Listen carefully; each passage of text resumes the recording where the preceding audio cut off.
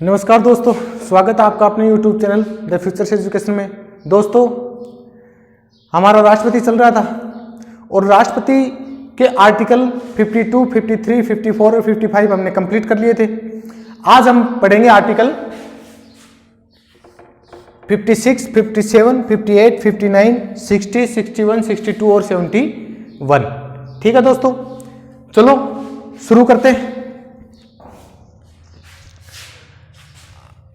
Article 56 दोस्तों, article 56 हमें 3-4 बातों की जानकारी देता है। पहला कि राष्ट्रपति की पदावधि कितनी होगी, दूसरा वेतन कितना होगा, तीसरा त्यागपत्र किसको देगा, उसे पद से हटाया जाएगा तो किस प्रक्रिया के द्वारा हटाया जाएगा, और पद से हटने के तुरंत बाद या मान लो राष्ट्रपति अपना त्यागपत्र सौंपता है उपराष्ट्रपति को, तो उसकी तुरंत जानकारी वो लोकसभा अध्यक्ष को देगा। ठीक है दोस्तों, ये जानकारी हमें आर्टिकल 56 में मिलेगी।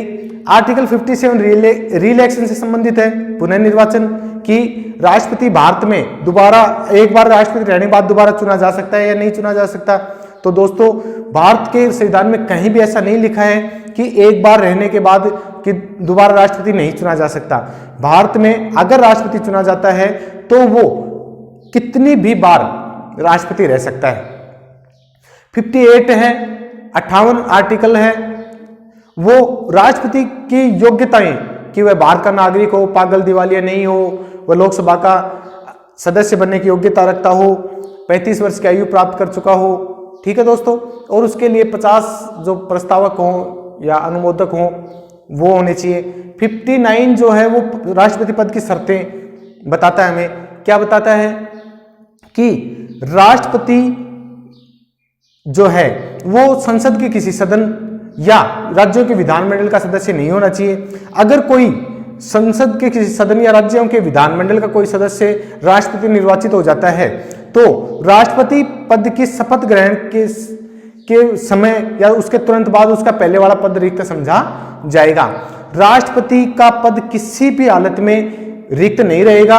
कोई भी राष्ट्रपति जब तक अपना पद नहीं छोड़ेगा जब तक कि उसका उत्तराधिकार राष्ट्रपति नहीं चुन लिया जाता है। ठीक है दोस्तों, आर्टिकल 60 शपथ से संबंधित है। आर्टिकल 61 जो है वो महाभियोग से संबंधित है। आर्टिकल 62 ये बताता है कि राष्ट्रपति का चुनाव कब तक हो जाना चाहिए, और जो राष्ट्रपति चुना जाएगा यानी अगर किसी राष्ट्रपति की पद पर रहते हुए मृत्यु हो जाती है या त्यागपत्र दे दिया जाता है तो बचे हुए समय के लिए होगा या पूरे 5 साल के लिए होगा। तो ये जानकारी हमें आर्टिकल 62 देता है। और आर्टिकल 71 जो है वो हमें राष्ट्रपति के पद से संबंधित कोई अनियमितता, आशंका या गड़बड़ी से संबंधित उसका सॉल्यूशन क्या होगा उसकी जानकारी देता है। तो चलो शुरू करते हैं। आर्टिकल 56 दोस्तों, आर्टिकल 56 में पदावधि का जिक्र किया गया है और पदावधि राष्ट्रपति की पदावधि होती है 5 वर्ष। 5 वर्ष। ठीक है दोस्तों, वेतन 1,50,000, वेतन 1,50,000 मिलता है राष्ट्रपति को। पद से हटाने की प्रक्रिया, पद से हटाने की प्रक्रिया दोस्तों अनुच्छेद 61 के तहत उल्लेखित महाभियोग की प्रक्रिया के द्वारा, महाभियोग द्वारा उसको हटाया जा सकता है। ठीक है दोस्तों, त्यागपत्र, त्यागपत्र किसको देगा, उपराष्ट्रपति को।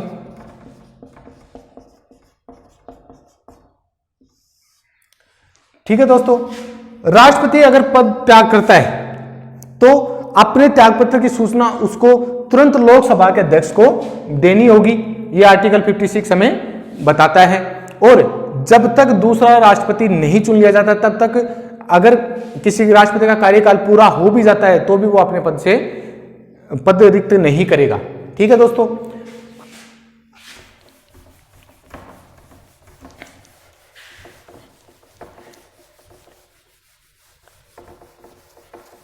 अब हम बात करते हैं आर्टिकल 57 की। आर्टिकल जो 57 है दोस्तों, आर्टिकल 57 हमें री इलेक्शन से संबंधित जानकारी देता है, और री इलेक्शन यानी पुनर्निर्वाचन। तो भारत का राष्ट्रपति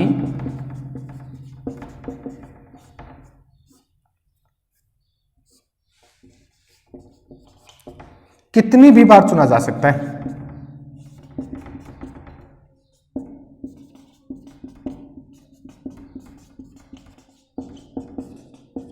यानी संविधान में कहीं यह उल्लेख नहीं किया गया है कि वो सिर्फ एक बार ही रहेगा। ठीक है।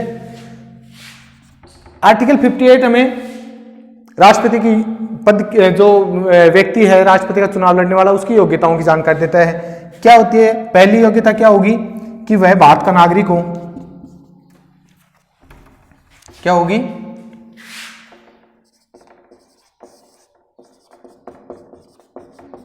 योग्यताएं, पहली वह भारत का नागरिक हो। सेकंड, पागल या दिवालिया ना हो।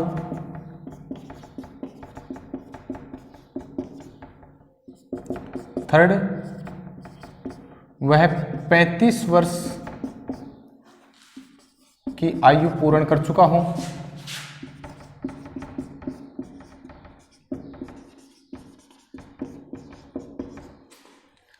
फोर्थ, वह लोकसभा का सदस्य चुनने की योग्यता रखता हो।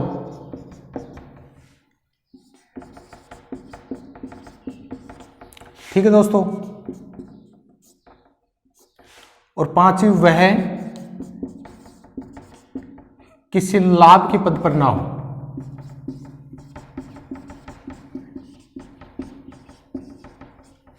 यहां दोस्तों एक बात ध्यान देने वाली क्या है कि भारत में राष्ट्रपति, उपराष्ट्रपति, राज्यपाल और मंत्री पद, चाहे वो केंद्र सरकार में हो चाहे राज्य सरकार में, ये जो पद हैं ये लाभ के पद में नहीं गिने जाते हैं। ठीक है। आर्टिकल 58 हो गया। ठीक है। आर्टिकल 59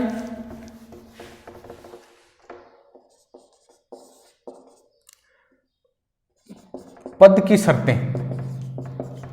राष्ट्रपति पद की क्या क्या शर्तें हैं? पहली शर्त क्या है? वह किसी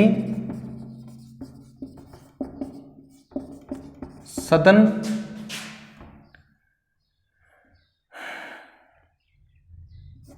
तथा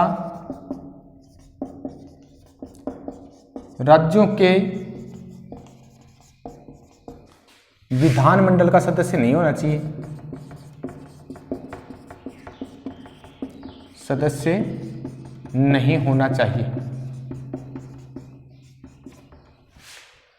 अगर वह सदन के किसी लोकसभा या राज्यसभा का सदस्य है या राज्य विधानमंडल का सदस्य है, तो जिस दिन वह राष्ट्रपति की शपथ ग्रहण करेगा तो शपथ ग्रहण के साथ ही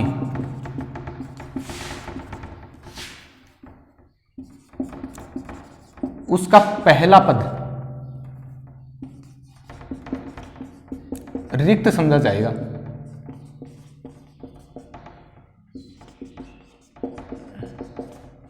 ठीक है दोस्तों। तीसरी शर्त क्या है?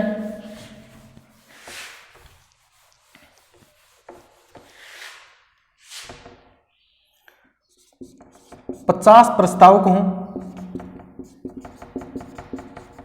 और 50 अनुमोदक हों।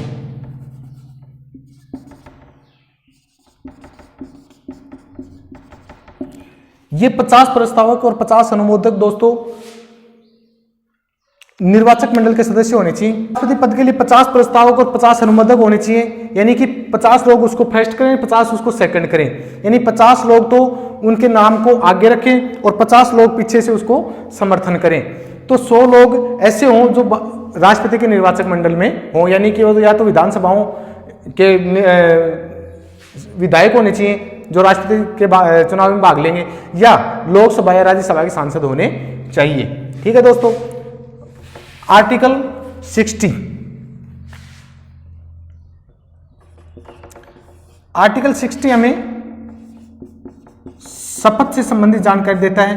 शपथ, राष्ट्रपति को शपथ सर्वोच्च न्यायालय के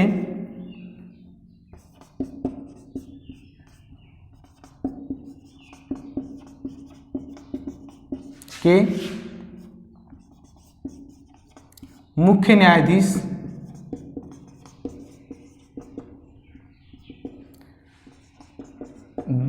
द्वारा दिलाई जाती है। अगर मुख्य न्यायाधीश का पद रिक्त है तो सीनियर जो मोस्ट जज है यानी वरिष्ठ न्यायाधीश, वरिष्ठ न्यायाधीश द्वारा राष्ट्रपति को शपथ दिलाई जाएगी। ठीक है दोस्तों, यानी कि राष्ट्रपति को शपथ कौन दिलाएगा? सर्वोच्च न्यायालय का मुख्य न्यायाधीश। और अगर सर्वोच्च न्यायालय का मुख्य न्यायाधीश नहीं है या पद रिक्त है तो उसकी जगह उसको जो सीनियर जो मुख्य या वरिष्ठ न्यायाधीश है, सीनियर मोस्ट जज है, वो उसको शपथ दिलाएगा। ठीक है दोस्तों, साथियों अब हम बात करते हैं आर्टिकल 61 की। आर्टिकल 61 हमें महाभियोग से संबंधित जानकारी देता है। देखो साथियों, राष्ट्रपति के खिलाफ लोकसभा या राज्यसभा किसी भी सदन में महाभियोग का प्रस्ताव लाया जा सकता है। हम एक बार मान लेते हैं कि महाभियोग का जो प्रस्ताव है वो लोकसभा में लाया जाए।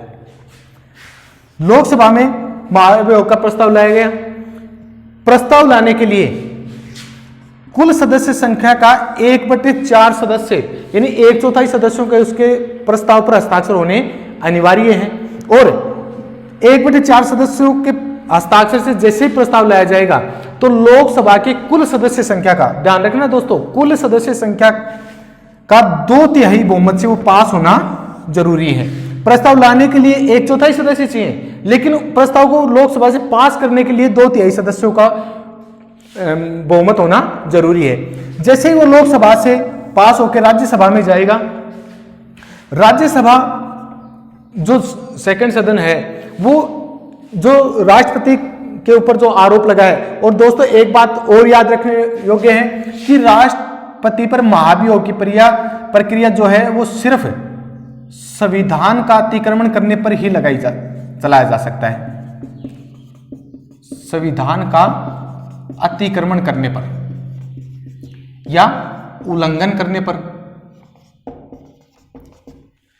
आरोप सिर्फ महाभियोग का एक होगा कि संविधान का उल्लंघन या अतिक्रमण करना। ठीक है, जब लोकसभा से ऐसा प्रस्ताव पास होकर राज्यसभा में चला जाता है तो राज्यसभा या तो स्वयं उसकी जांच करेगा या कोई समिति गठित करके उसकी जांच करवाएगा, और उस जांच के दौरान राष्ट्रपति को या उसके प्रतिनिधि को जांच में भाग लेने का अधिकार होगा ताकि वो अपने बचाव में दलीलें रख सके या अपना बचाव पक्ष रख सके। ठीक है दोस्तों, अगर मान ले कि जिस सदन ने यानी राज्यसभा ने जो जांच करवा रहा है और वो जांच साबित हो जाती है यानी आरोप सिद्ध हो जाता है, और सिद्ध होने के बाद राज्यसभा भी 2/3 बहुमत, कुल सदस्य संख्या का 2/3 बहुमत से इसको पास कर देता है, तो दोस्तों जिस दिन से ये प्रस्ताव राज्यसभा से पास हो जाएगा उसी दिन से राष्ट्रपति को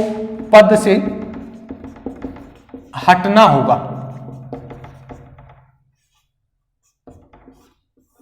उसी दिन से राष्ट्रपति को क्या होगा? अपने पद से हटना होगा, यानी उसी दिन से राष्ट्रपति का पद रिक्त समझा जाएगा। राष्ट्रपति के पद को वापस भरने के लिए सिर्फ 6 महीने का वक्त होता है। 6 महीने के अंदर अंदर किसी भी हालात में राष्ट्रपति का चुनाव हो जाना चाहिए। दोस्तों यहां पे एक दो बातें और जो ध्यान रखने लायक हैं वो है क्या है। पहली कि राष्ट्रपति के चुनाव में जो रिटर्निंग अधिकारी होता है, चुनाव अधिकारी, वो कौन होता है? लोकसभा का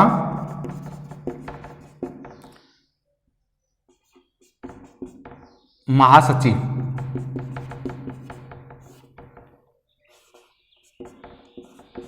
लोकसभा का महासचिव होता है। ये लोकसभा का महासचिव होता है, ये कौन होता है? ये एक आईएएस ऑफिसर होता है, ये एक आईएएस अधिकारी होता है। ठीक है दोस्तों, अब बात है कि इस आईएएस अधिकारी की या लोकसभा के जो महासचिव है, इसकी नियुक्ति कौन करता है? इसकी नियुक्ति करता है लोकसभा अध्यक्ष।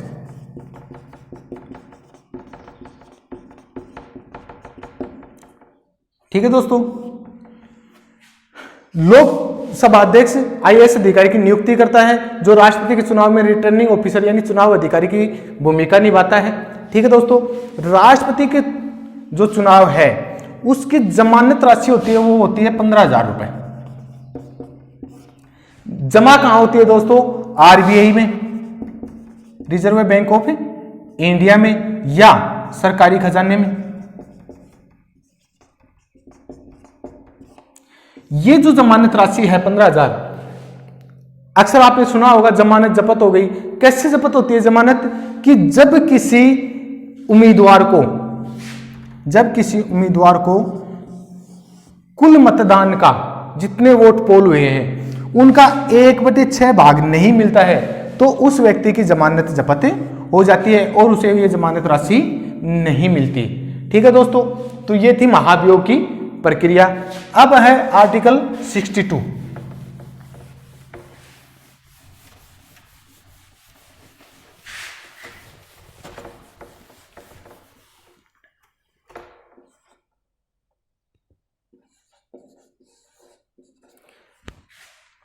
आर्टिकल 62 कहता है कि अगर किसी राष्ट्रपति का पद रिक्त हो जाता है तो उसे कितने दिन में भरना जरूरी है, और जो व्यक्ति चुना जाएगा वो उसका कार्यकाल क्या होगा। मान लो किसी राष्ट्रपति की पद पे रहते हुए मृत्यु हो गई, या उन्होंने अपने कार्यकाल पूरा करने से पहले ही त्यागपत्र दे दिया, तो जो राष्ट्रपति चुना जाएगा वो पूरे 5 साल के लिए होगा या बचे हुए समय के लिए होगा। तो दोस्तों, अगर किसी भी कारणवश पद रिक्त हो जाता है तो 6 माह के अंदर राष्ट्रपति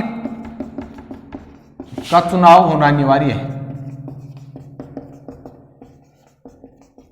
है।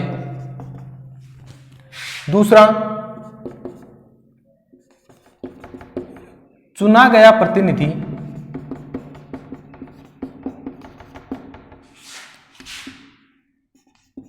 का कार्यकाल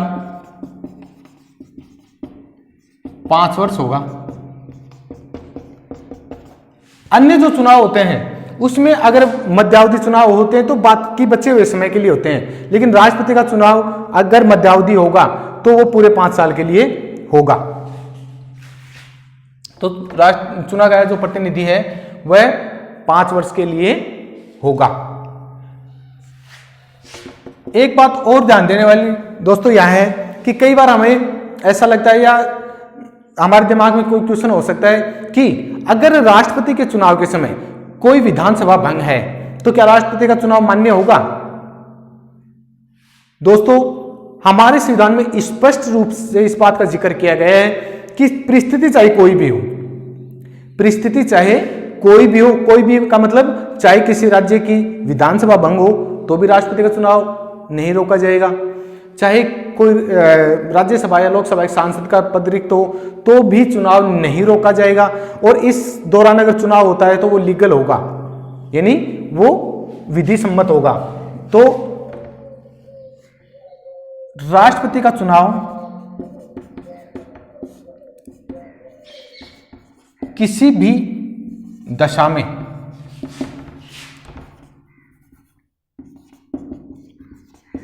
पांच वर्ष के भीतर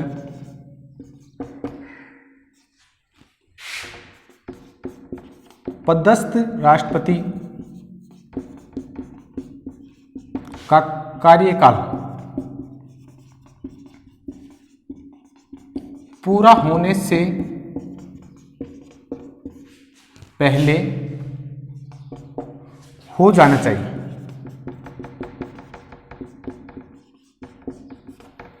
ठीक है दोस्तों, यानी कि किसी भी स्थिति में राष्ट्रपति का चुनाव डिले नहीं किया जाएगा, चाहे किसी राज्य की विधानसभा हो चाहे न हो, चाहे कोई राज्यसभा या लोकसभा का सांसद का पद रिक्त हो चाहे न हो, हर स्थिति में चुनाव करवा दिए जाएंगे।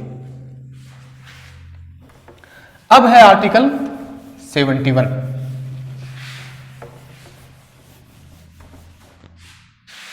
साथियों, आर्टिकल 71 राष्ट्रपति चुनाव में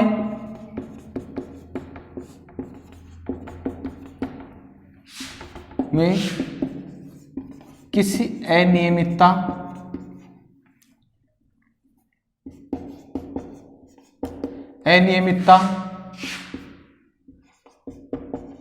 शंका या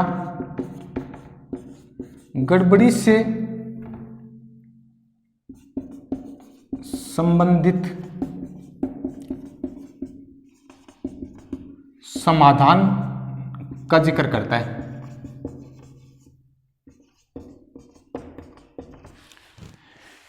आर्टिकल 71 में स्पष्ट रूप से लिखा गया है कि अगर राष्ट्रपति चुनाव में किसी प्रकार की कोई गड़बड़ हुई है, अनियमितता बरती गई है या किसी प्रकार की कोई शंका है, तो उसकी जांच करने का अधिकार सिर्फ और सिर्फ सर्वोच्च न्यायालय को होगा। सर्वोच्च न्यायालय का होगा और सर्वोच्च न्यायालय का जो फैसला होगा वो अंतिम होगा, उसके ऊपर किसी प्रकार की कोई चर्चा नहीं की जाएगी।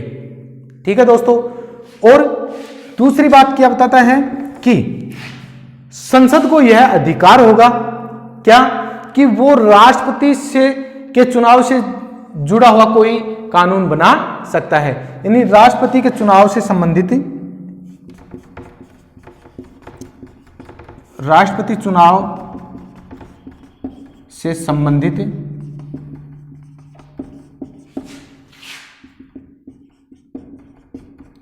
कोई कानून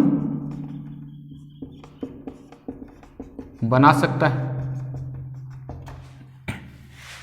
तीसरा, अगर दोस्तों सर्वोच्च न्यायालय ने किसी अनियमितता, शंका या गड़बड़ी के चलते उस चुनाव को शून्य घोषित या अवैध घोषित कर दिया गया है, तो जिस दिन सर्वोच्च न्यायालय उस चुनाव को शून्य घोषित करेगा उसी दिन से राष्ट्रपति का पद रिक्त समझ लिया जाएगा और इस शून्य घोषित किए गई अवधि के दौरान, यानी कि चुनाव से और शून्य घोषित किए गए जो समय है उसके बीच में अगर राष्ट्रपति ने कोई कार्य किया है, कोई अध्यादेश या कोई विधि कानून जारी किया है, तो वो कानून उस दिन से मान्य नहीं होंगे। यानी कि राष्ट्रपति चुनाव को सर्वोच्च न्यायालय द्वारा शून्य घोषित करते ही राष्ट्रपति द्वारा उस दिन से पहले किए गए सारे कार्य अमान्य हो जाएंगे। ठीक है दोस्तों, तो आज हमने पढ़ा आर्टिकल 56, 57, 58, 59, 60, 61, 62 और 71। ये थे राष्ट्रपति से संबंधित कुछ आर्टिकल। अब हम राष्ट्रपति की कुछ शक्तियां पढ़ेंगे, जिनमें हम राष्ट्रपति की कार्यपालिका शक्तियां, आने वाले जो अध्याय होगा या आने वाला जो वीडियो होगा उसमें राष्ट्रपति की कार्यपालिक शक्तियां, विधायी शक्तियां, न्यायिक शक्तियां, विवेक की शक्ति, ठीक है दोस्तों, आपातकालीन शक्ति, इन सब शक्तियों के बारे में हम अगले वीडियो में पढ़ेंगे। ठीक है दोस्तों, जय हिंद, जय भारत।